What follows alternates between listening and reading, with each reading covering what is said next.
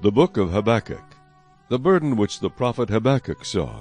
O Lord, how long shall I cry, and you will not hear? Even cry out to you violence, and you will not save.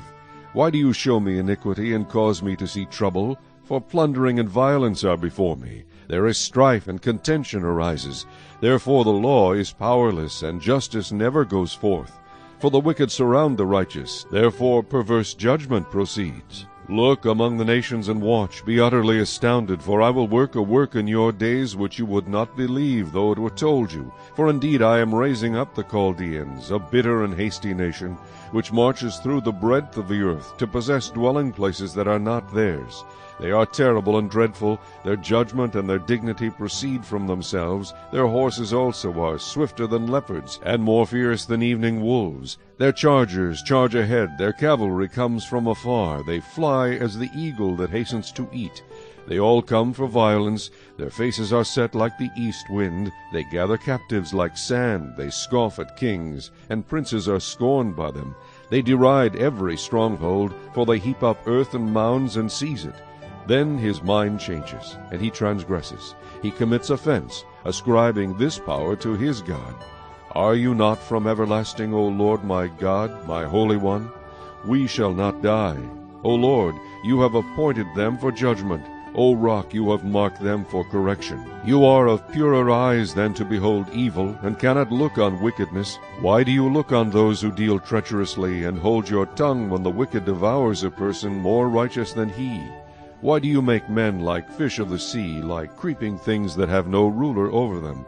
They take up all of them with a hook. They catch them in their net, and gather them in their dragnet. Therefore they rejoice and are glad. Therefore they sacrifice to their net, and burn incense to their dragnet, because by them their share is sumptuous, and their food plentiful. Shall they therefore empty their net, and continue to slay nations without pity? Chapter 2.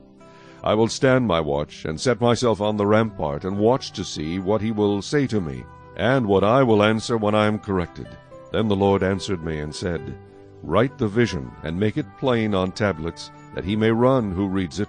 For the vision is yet for an appointed time, but at the end it will speak, and it will not lie.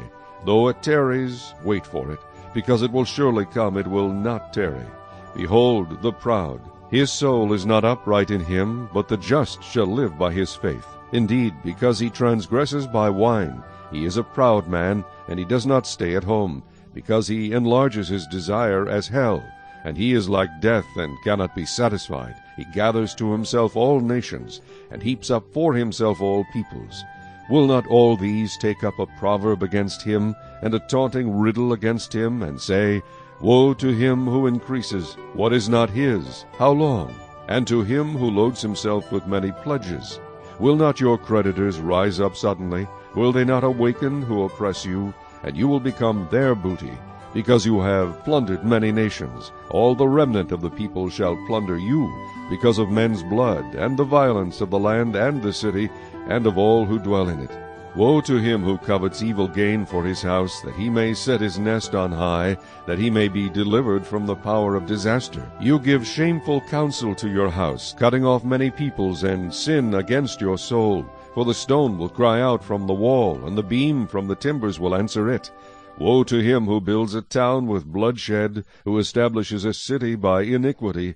Behold, is it not of the Lord of hosts that the peoples labor to feed the fire, and nations weary themselves in vain? For the earth will be filled with the knowledge of the glory of the Lord, as the waters cover the sea. Woe to him who gives drink to his neighbor, pressing him to your bottle, even to make him drunk, that you may look on his nakedness. You are filled with shame instead of glory. You also drink, and be exposed as uncircumcised. The cup of the Lord's right hand will be turned against you, and utter shame will be on your glory. For the violence done to Lebanon will cover you, and the plunder of beasts which made them afraid, because of men's blood, and the violence of the land and the city, and of all who dwell in it. What profit is the image that its maker should carve it, the molded image, a teacher of lies, that the maker of its mold should trust in it, to make mute idols? Woe to him who says to wood, Awake! To silent stone, Arise, it shall teach. Behold, it is overlaid with gold and silver, yet in it there is no breath at all. But the Lord is in his holy temple. Let all the earth keep silence before him. Chapter 3. A prayer of Habakkuk the prophet on Shigionoth. O Lord, I have heard your speech and was afraid. O Lord, revive your work in the midst of the years. In the midst of the years make it known. In wrath remember mercy. God came from Teman, the Holy One from Mount Paran, Selah. His glory covered the heavens, and the earth was full of his praise. His brightness was like the light. He had rays flashing from his hand, and there his power was hidden. Before him went pestilence, and fever followed at his feet. He stood and measured the earth. He looked and startled the nations. And the everlasting mountains were scattered. The perpetual hills bowed. His ways are everlasting. I saw the tents of Cushan in affliction. The curtains of the land of Midian trembled.